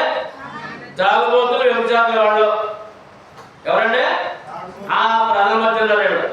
కనానీయులు వేరుగా ఉంటూ ఇశ్రాయేలీయులు ఉన్నారు. కనానీయుల్లో ఇశ్రాయేలు ఉన్నారు. కనానీ దేశంలో కనానీయులు ఉన్నారు, ఇశ్రాయేలు ఉన్నారు. పూర్తిగా భ్రష్టులు అయిపోయారు. పూర్తిగా మందు విందు పొందు ఈ మూడిట్లో ఉన్నారు. ఎవరన్నా? అయ్యా ఎవరు? ఇశ్రాయేలు ప్రజలు. ఎవరన్నా? కనానీయులకు వేరుగా ఉంటూ ఇశ్రాయేలీయుల భ్రష్టత్వంలో వారితో పాలువారు కాకుండా, ఇశ్రాయేలు ఎలా ఉన్నారండి అప్పటికి? భ్రష్టత్వం. వాళ్ళు భ్రష్టత్వం వెళ్ళకూడదు. అటు వారు కాకుండా, ఇశ్రాయేలీయులు వారు కాకుండా ఉండాలని కోరి యోనాదాబు వారికి అలాంటి ఆదేశాలు ఇచ్చాడు. పెద్దలు ఉండగానే అక్కడ పరిస్థితి ఎలా ఉందంటే, పెద్దలు ఉండగానే తల్లిదండ్రులు ఉండగానే ఎందుకు ఎంత ఖచ్చితంగా ఆజ్ఞాపించారంటే, అక్కడ కనానీయులు ఉన్నారు. ఆ దేశం భ్రష్టత్వం. వారు హోమోసెక్స్ ఉంది అంటే పురుషులు, స్త్రీలు, వ్యభిచారము, త్రాగుడు, విగ్రహాలు భయంకరంగా ఉన్నారట. అది మీలో ఉండకూడదు. రెండవది, ఇశ్రాయేలు ఉన్నారు. వారి ఆచరణలు ఆచరిస్తూ దేవుడు చేశారు, విగ్రహాలు చేస్తున్నారు, వ్యభిచారం చేస్తున్నారు, త్రాగుతున్నారు. అలా మీరు ఉండకూడదని ఉండాలని, వారికి దూరంగా ఉండాలని కోరి యోనాదాబు వారికి అలాంటి ఆదేశాలు ఇచ్చాడు. మద్యం నుండి దూరంగా ఉండాలని. ముఖ్యంగా ఏంటంటే మద్యం నుండి దూరంగా ఉండాలనే ఆజ్ఞ వారిని సామాన్యంగా మైకములోను ఎందుకు చెప్పారట? ఈ మద్యం ఏం చేస్తుందట? సామాన్యంగా వారిని మైకములోను రోగముతోను. ఈ మద్యం ఎక్కడ తీసుకెళ్తుంది? మద్యం ఎక్కడ తీసుకెళ్తుంది? చెప్పండి. రోగిష్ఠులు అయిపోతున్నాడు. హార్ట్, కిడ్నీ, లివర్ లోపల డ్యామేజ్ అయిపోతుంటే ఏమండి అక్కడ ఎందుకు ఇలాగా? వారి క్షేమం కోరి, ఏంటంటే వారి క్షేమం కోరి ఏం చెప్పారట? మైకంతో ఉండొద్దు, రోగంతో నిండిపోతావు, ఇతర పాపాలకు చిక్కుపడకుండా. ఏంటంటే మందు వల్ల ఏముంటుంది? రోగం కోల్పోతారు, ఆరోగ్యం కోల్పోతారు, రోగస్తులు అయిపోతారు, ఇతర పాపాలకు లోనైపోతారు. ఇతర పాపాలకు చిక్కుపడకుండా వారి మధ్యనున్న బయలుదేవతారాధన ద్వారా విగ్రహారాధన, అవినీతి మయమైన వాయిద్యాలతో, నాట్యాలతో స్వేచ్ఛారాధన జరిగించకుండా సహాయపడింది తల్లిదండ్రుల ఆజ్ఞ. ఇన్ని ఉన్నాయి సమాజంలో. ఉన్నాయమ్మా? ఇంకా ఇతర ఆజ్ఞలు వారు తమ సామాన్యమైన సంసార జీవనం కొనసాగిస్తూ, ఇంకా ఇతర ఆజ్ఞలు ఏమున్నాయండి? ఆశ దురాశలకు నిస్వార్థ జీవితానికి నడిపించాయి తల్లిదండ్రుల ఆజ్ఞ. కాబట్టి ఇంకా ఇతర ఆజ్ఞలు వారు తమ సామాన్యమైన సంసార జీవనం కొనసాగిస్తూ ఎలా ఉందండి ఆ జీవితం? ఎంత క్షేమంగా ఉందో, సంసార జీవితం బాగుంది, పిల్లలు, సంతానం, ఏమండి ఆరోగ్యం, ఏ లోటు లేదు. ఏ లోటు లేదండి. ఎవరికే? రేఖాబీలకే. కారణం తల్లిదండ్రుల మాట, దేవుని మాట, వ్యసనాలకు దూరము, ఆశలకు దూరము, దురాశకు దూరము, దురాశకు దూరమండి. దూరము అని అంటూ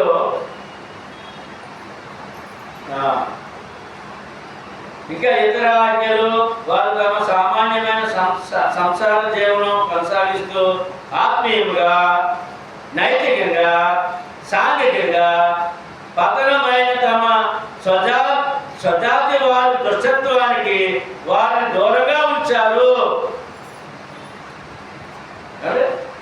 ఈ ఆజ్ఞల వల్ల పెద్దలు వారికి ఎందుకు గైడ్ చేశారంటే, ఇన్ని రకాల భ్రష్టత్వం లోకంలో ఉంది, సొంత సమాజంలో ఉంది, కుటుంబంలో ఉంది, జాగ్రత్త నాయన అని చెప్పి వారిని భద్రపరిచారు.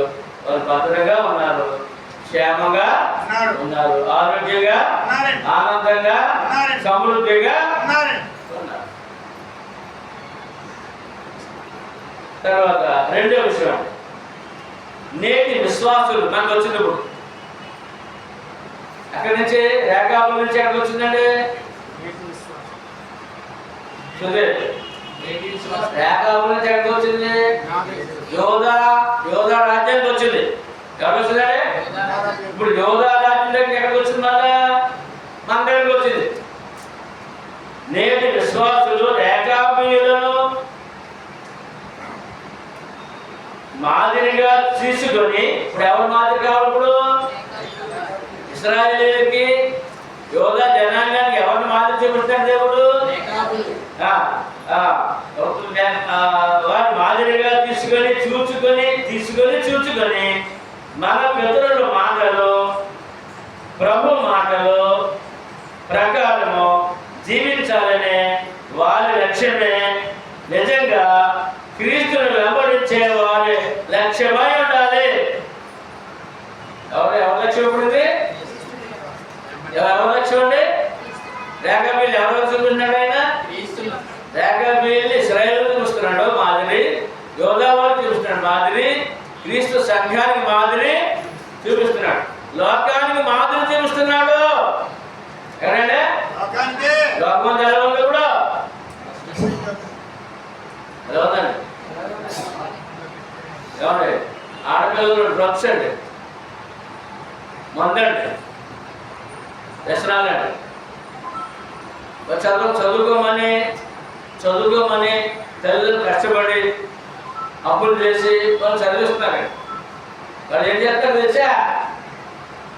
50% వరకు, 75 ఉండొచ్చేమో. కాబట్టి వారు విలాసాలకి, సుఖభోగాలకి, ఎవరి ప్రాయంలోనే చదివే సమయంలో, చదువుకునే సమయంలో, ఏ సమయం అంటే సమయంలో పెద్దల మాట వినరు, గురువుల మాట వినరు, దేవుడితో పనే లేదు. పెద్దల మాట వినరు, తల్లిదండ్రుల మాట వినలేదు, దేవుడితో పని అసలే. గురువులు ఉన్నారు కదా, ఎవరంటే చదువు నేర్పేవారు, వాళ్ళ మాట వినరు. ఎంత స్వేచ్ఛగా ఉందండి. ఏమంటే ఒక రాష్ట్రంలో అంటే 50,000 మంది ఈ యవ్వన పిల్లలు, చదువుకునే పిల్లలు ఈ ఎయిడ్స్ రోగం ఉందంట. 70,000 మంది కంటే లిస్ట్ ఇచ్చాడండి. 70,000 మందికి ఒక రాష్ట్రంలో చదువుకునే పిల్లలు హెచ్ఐవితో బాధపడతారు. ఆ టెస్ట్ అయితే పరీక్షలు తేలిందండి. యవ్వన పిల్లలు, స్టూడెంట్స్, బాయ్స్ 20,000 మంది ఉన్నారట ఎయిడ్స్తో. వాళ్ళు తన చదువులు పూర్తయినాక వచ్చి ఎవరికి పెళ్లి చేసుకుంటారు, ఎవరు చేసుకుంటారు, ఎవరు పెళ్లి చేస్తారు, ఎవరు అంటారు, ఆ పిల్లలు ఎలా పడతారు? ఏంటి ఈ సమాజం? బాగుందా సమాజం?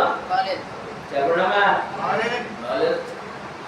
కనుక పెద్దలు ఎప్పుడు కూడా పిల్లలు గైడ్ చేస్తుంటారు, స్వేచ్ఛగా వదిలేయకూడదు.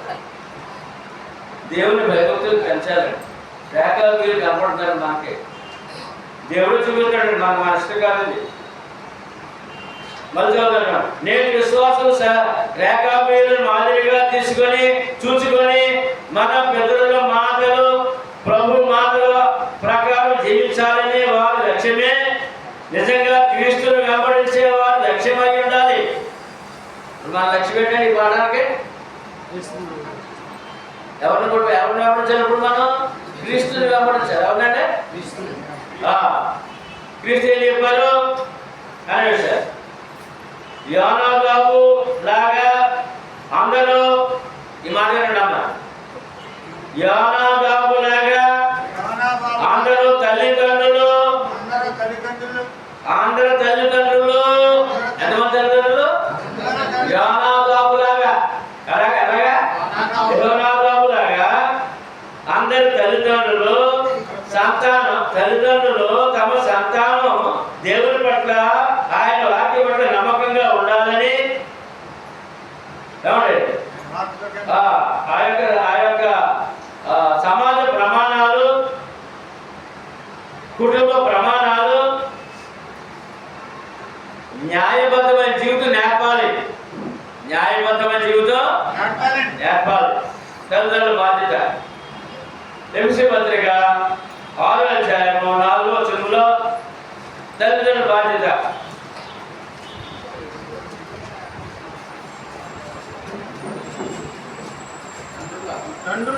తండ్రులారా మీ పిల్లలకు కోపము రేపక ప్రభు యొక్క శిక్షలను బోధలను వారిని పెంచండి. తల్లిదండ్రుల బాధ్యత ఏంటండి? రేఖాబీలు ఏం చేశారు? దేవుని బోధలో శిక్షలో పెంచారు. వారు తరతరాలు క్షేమం అన్నారు. తరతరాలు క్షేమం అన్నారు. ఇక్కడ మరి తల్లిదండ్రులు ఇచ్చారు కదా, పిల్లలకు ఆశీర్వాదం ఎక్కడ? ఒకటి చదవండి. పిల్లలకు ఆశీర్వాదం ఎక్కడ? ప్రభువునందు మీ తల్లిదండ్రులకు ధర్మమే. నీకు మేలు కలిగినట్లు నీ తల్లిని సన్మానింపు. అప్పుడు నీవు భూమి మీద దీర్ఘాయుష్మంతుడు అగుదువు. తల్లిదండ్రులు ప్రేమిస్తే, తల్లిదండ్రుల మాట వింటే దీర్ఘాయుష్ మేలు. జీవితంలో మేలు కలగాల, కీడు కలగాలండి. అమ్మా అయ్యా, మన కుటుంబంలో పిల్లలకి మేలు కలగాలి, కీడు కలగాల. మేలు ఎక్కడుంది? తల్లిదండ్రుల మాటలో. ఎక్కడుందండి?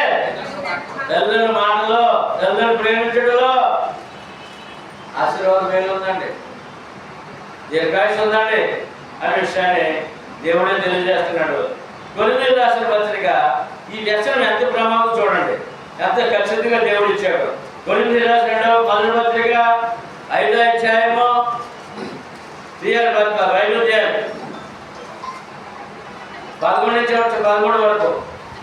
మీలో కొందరు అట్టివారై ఉంటిరి గాని ప్రభువైన యేసుక్రీస్తు నామమును మన దేవుని ఆత్మయందును మీరు కడుగబడి పరిశుద్ధపరచబడిన వారై నీతిమంతులుగా తీర్చబడితిరి. ఏదో 6:11.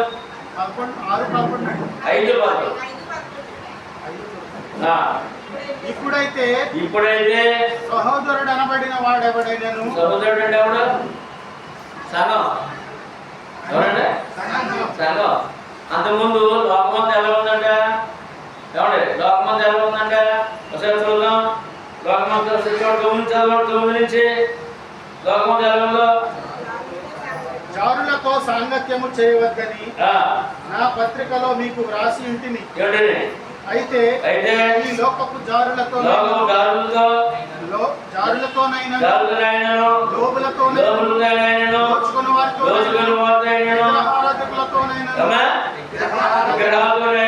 ఏమాత్రమును సాంగత్యము చేయవద్దని కాదు. అలాగైతే మీరు లోకము నుండి వెళ్ళిపోవలసి వచ్చిన కదా.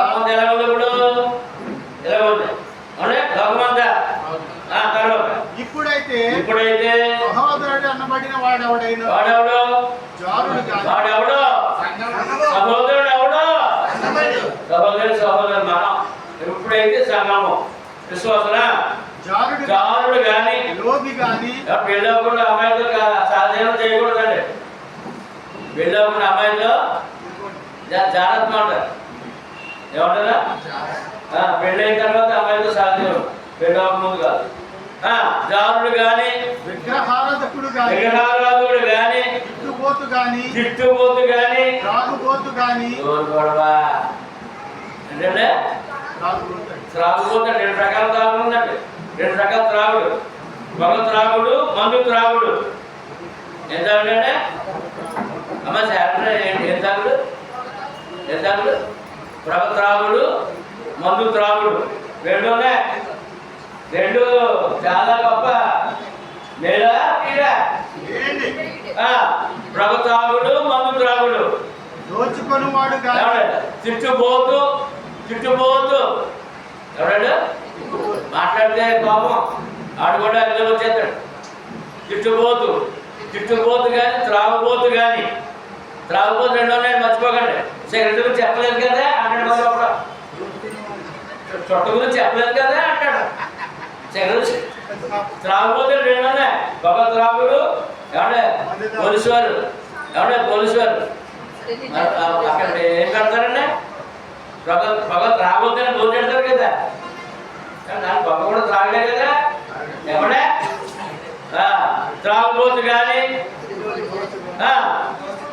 దోచుకొని వాడు కానీ అయ్యున్న ఎడల అట్టి వానితో సాంగత్యము చేయకూడదు, భుజింపనూకూడదు. మీకు రాయచున్నా విడిపడిన వారికి ఈ తాగుబోతుందో తిట్టిపోతుందో స్నేహం చేయకూడదంట. చేయకూడదంట. వెలుపలి వారికి తీర్పు తీర్చుట నాకేలా వెలుపలి వారికి దేవుడే తీర్పు గాని మీరు లోపటి వారికి తీర్పు తీర్చువారు కనుక ఆ దుర్మార్గుని మీలో నుండి వెలివేయుడి. ఎవరు దుర్మార్గుడు? ఎందుకనే క్రీస్తు సంఘంలో దుర్మార్గులు ఉన్నారంట.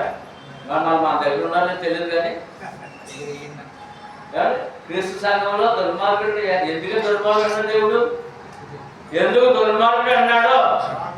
త్రాగుబోతు తిట్టుబోతు. ఏంటంటే త్రాగుబోతు తిట్టుబోతు దుర్మార్గుడు అంట. అలా అనిపించుకుందామా?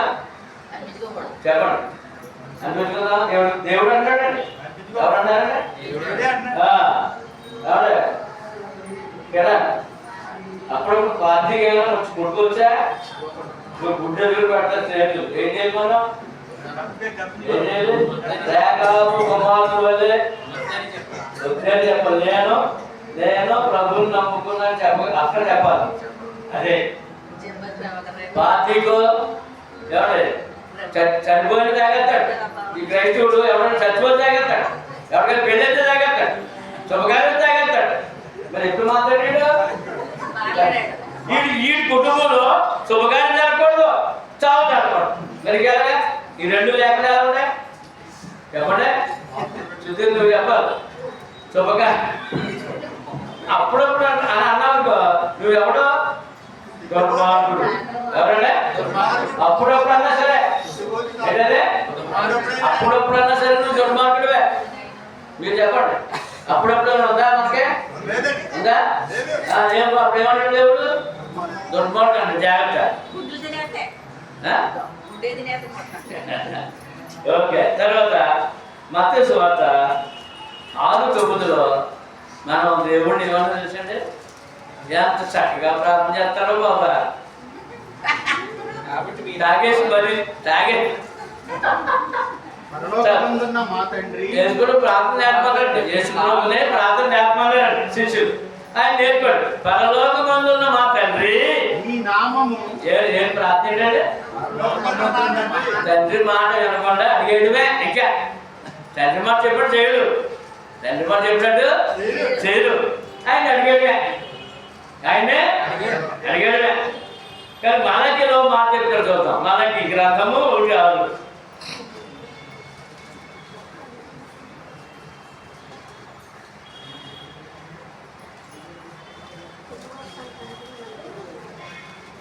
చదవండి 1:6.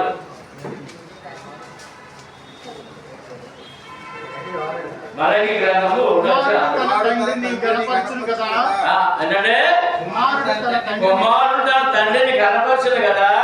దాసుడు తన యజమానుని దాసుడు తన యజమానుని గణపరచును కదా. నా నామమును నిర్లక్ష్యపెట్టు యాజకులారా నేను తండ్రినైతే నాకు రావలసిన ఘనత ఏది? ప్రార్థన చేస్తావు మరి ఆయన మాట్లాడుతున్నావా? అది ఎప్పుడు చేస్తున్నావా? తర్వాత కూర్చోండి. నాకు రావాల్సిన ఘనత ఏమాయను? నేను యజమానుడనైతే నాకు భయపడవాడు ఎక్కడ ఉన్నాడు? నేను ఎందుకు చేయాలండి? ఎందుకు నిష్ఠగా ఉండాలండి? దేవునికి భయపడి. ఏంటమ్మా? దేవునికి భయపడి విశ్వాసంగా ఉన్నావు కనుక, రక్షణ పొందున్నావు కనుక ఎవరు భయపడాలండి? దేవునికి భయపడి. నాకు రావాల్సిన ఘనత ఏది? నేను తండ్రి అన్నావు కదా, యజమాని అన్నావు కదా, మరి నన్ను కనపరుస్తున్నావా అని అడుగుతాడు దేవుడు. కేవలం పరలోకం తండ్రి ప్రార్థన సరిపోదండి, ఆయన కనపరుస్తూ ఆయన ఆజ్ఞ పాటిస్తూ ప్రార్థన చేయాలండి అని చెప్తాడు ఇక్కడ. యోహాను మొదటి పత్రిక 2:16-17. అంత చెప్పండి. శరీరాశ, నేత్రాశ, జీవపుడము తండ్రి వలన కలిగినవి కావు, అవి లోక సంబంధమైనవే. నువ్వు లేక సంబంధమా తండ్రి సంబంధమా? మరి ఎలా ఉండాలి? కళ్ళు భద్రం చేసుకో, మనసు భద్రం చేసుకో. గొప్పలు పోకూడదు, గొప్పలకే పోకూడదు. రేఖాలు బిడ్డలు ఏం చేశారండి? కేవలం త్రాగడే కదా, ఇల్లు కట్టుకోవద్దు అన్నాడు తల్లిదండ్రులు. స్థిరంగా ఒక చోట ఉండాలి, పెద్ద పెద్ద భవనాల్లో కట్టుకుని అందులో పడవద్దు అని చెప్పాడండి. కట్టుకోలేదండి. పొలాలు కొనుక్కోవద్దు అన్నాడు, కొనుక్కోలేదండి. ఏమండి? ఆస్తిపాస్తులు పొగెట్టుకోవద్దు అన్నాడు, పొగెట్టుకోలేదండి. గుడారాల్లో జీవించమన్నాడు, గుడారాలు జీవించారండి. వారికి ఏమైనా ఉండొచ్చిందా? ఇవాళ కేవలం తాగుబోతులు పురుషులుగా ఉన్నారేమో, ఆ తాగుబోతు స్థానంలో స్త్రీలు ఉన్నారు. దురాశ, తాగుడుగడ్డి ప్రమాదం, తాగుడుగడ్డే ప్రమాదం. ఏదో లేదని భర్తను వేధించి తినేస్తారు అనుకోండి. నా సరే నేను ఇల్లు లేదు, పంపలేదు, గోడు లేదని ఎలాగే పొలటికల్గా అనుకో. రేఖాబు సంతానం కాదు నువ్వు. దేవుని ఆజ్ఞ పాటించేవారు కాదు, ఉన్నదాంతో తృప్తి పొందేవారు కాదు అనే విషయాన్ని దేవుడు అంత తెలుసండి ఆయనకి. ఎవరికి ఇవ్వాలో? ఎంత చెట్టుకి అంతే గాలి, ఎంత చెట్టుకి రశ్మి. ఏంటన్నా? అంతే అలాగే ఆయన దగ్గర ఉంది. ఎవరైనా తెలుసు, మేమే తప్పదర పట్టుకోలేదు, వేధించబడక్కర్లేదు. ఆయన తెలుసు నీకు ఏమివ్వాలో, ఆయన బిడ్డలకు ఏమివ్వాలో తెలుసండి. నీ ప్రార్థన ఏమైందో తెలుసండి, నీకేమివ్వాలో ఆయన తెలుసండి. కనుక శరీరాశ, నేత్ర, జీవడం ఎక్కువ ఎవరికైనా ఎక్కువ స్త్రీలకి ఎక్కువ అండి. అది కూడా కంట్రోల్ చేసుకోకపోతే మనకు క్షేమం ఉండవని. అన్ని అప్పులే. శరీరాశ, నేత్రాశ, జీవనం నెరవేర్చుకోవడం అన్ని అప్పులే. జాగ్రత్త పడవలసిన అవసరత ఉందండి. జీవితాన్ని కంట్రోల్ చేసుకోవాలండి. కంట్రోల్ పవర్ మనకి ఇచ్చాడు దేవుడు. ఇచ్చాడండి, ఇచ్చాడు. తర్వాత ఏమండి? యోధా పత్రికలో 2 మాటలు చెప్తాడండి.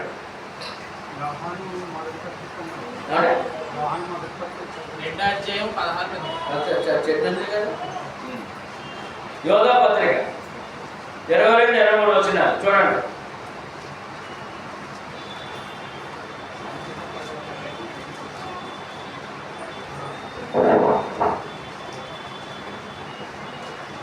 తర్వాత యోధా పత్రిక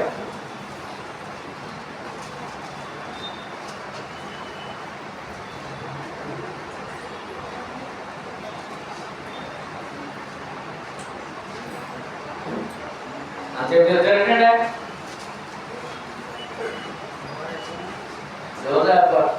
నిబంధన అక్కడ ఉండదు, ప్రకటన వెనకాల ఉండదు. 22-23 సందేహపడు వారి మీద కనికరము చూపుడి, అగ్నిలో నుండి లాగినట్టు కొందరిని రక్షించుడి. శరీర సంబంధమైన వారి అపవిత్రత ప్రవర్తనకు ఏ మాత్రము నొప్పుకొనక దానిని అసహించుకొనుచు భయముతో కొందరిని కరుణించుడి. ఇప్పుడు ఈ వాక్యం అవసరం మనకి, ఈ వాక్యాన్ని బట్టి ఈ పాఠం అవసరమా? ఎందుకంటే లోకము రక్షణ పొందట్లేదు, అన్ని అనుమానాలే, సందేహం. యేసు ప్రభు పట్ల సందేహపడే వారిని ఏం చేయాలంట? కనికరం చూపి సువార్త చెప్పాలట. అంటే ఈ రక్షణ పొందడం వారు ఏ శిక్ష ఉందో అగ్ని రెడీగా ఉంది. ఎందుకు కనికరపడాలి? అగ్ని రెడీగా ఉంది. తర్వాత రక్షణ పొందిన వారు చదవండి 23 అగ్నిలో నుండి లాగినట్టు కొందరిని రక్షించుడి. శరీర సంబంధమైన వారి అపవిత్ర ప్రవర్తనకు ఏమాత్రము నొప్పు కనుక దానిని అసహించుకొనుచు భయముతో కొందరిని కరుణించుడి. అమ్మా అయ్యా, రక్షణ పొందడం అగ్గిలో ఉందంట. రక్షణ పొందికి అసహ్య కార్యాలు చేసేవారికి, ఈ వ్యసనాలు దురాశతో జీవించే వారు కూడా అగ్గిలో ఉందంట. వ్యసనాలు దురాశతో జీవించే వారు కూడా లోపల కూడా అగ్గిలో ఉందంట. బయట ఉన్న వారికి అగ్గిలో ఉందంట, లోపల ఉన్న అగ్గిలో ఉందంట. ఏదైనా కరుణించాలంట, వాళ్ళని కరుణించాలంట. వారికి సువార్త చెప్పాలంట, వీళ్ళని హెచ్చరించాలంట. వారికి సువార్త చెప్పాలి, బయట వీళ్ళకి హెచ్చరిక చేయాలి. ఇప్పుడు చెప్పండి, ఈ బాగా అవసరమా? ఏమన్నా చెప్పండి. ఇదంతా పురుషులు అనుకుంటారు మీరు, పురుషులకే కాదు, స్త్రీ సహోదరులు కూడా.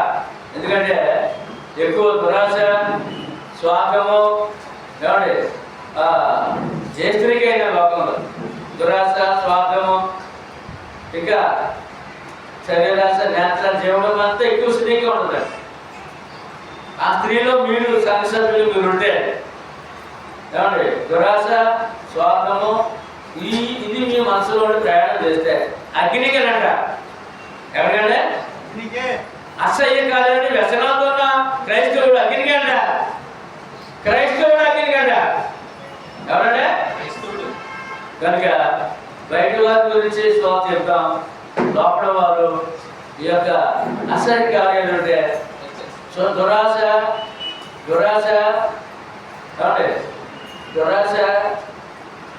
స్వార్థం ఎక్కువ ఉంటే కంట్రోల్ చేసుకుందాం. చక్కని ప్రయాణం చేద్దాం. కుటుంబంలో దేవుల్లో మాదిరి చూపిద్దాం. ఏం చేద్దామంటే మాదిరి గారి జీవితం ఆశీర్వాదకరం జీవితం, ఆశీర్వాదకరమైన దేవుని సన్నిధానం అండి. ఏంటంటే దేవుని సన్నిధానం అందరికీ దొరకదండి, ఆఖరి మాట దృష్టికి ముగించుకుందాం. తీర్పు పత్రిక ఇవాళ మనం ఎలా ఉన్నా పరిశీలన చేసుకుందాం. 1:16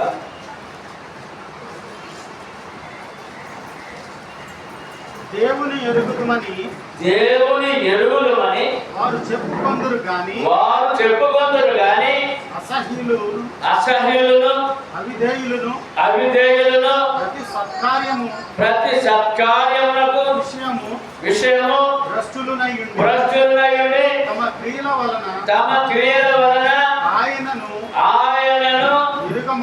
ఎరుగమన్నట్టున్నారు.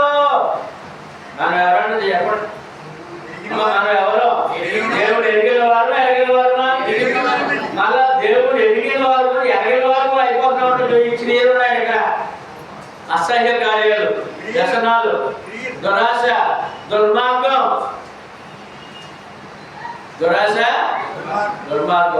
ఇవి అడ్డం వస్తాయంటే పైకి భక్తి కనపడుతూ ఉంటాయి. అది దేవునికి ఇష్టం కాదంట.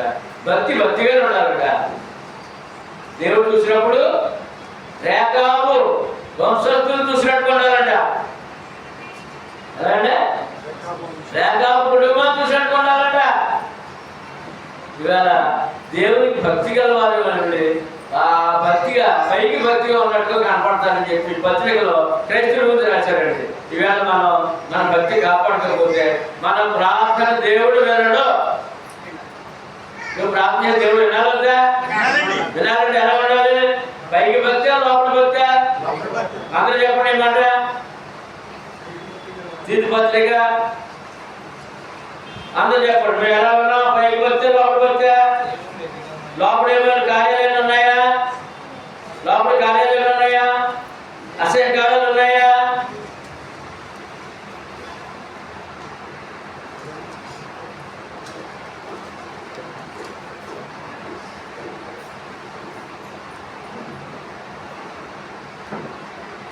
అందరు మనస్ఫూర్తి చెప్పండి.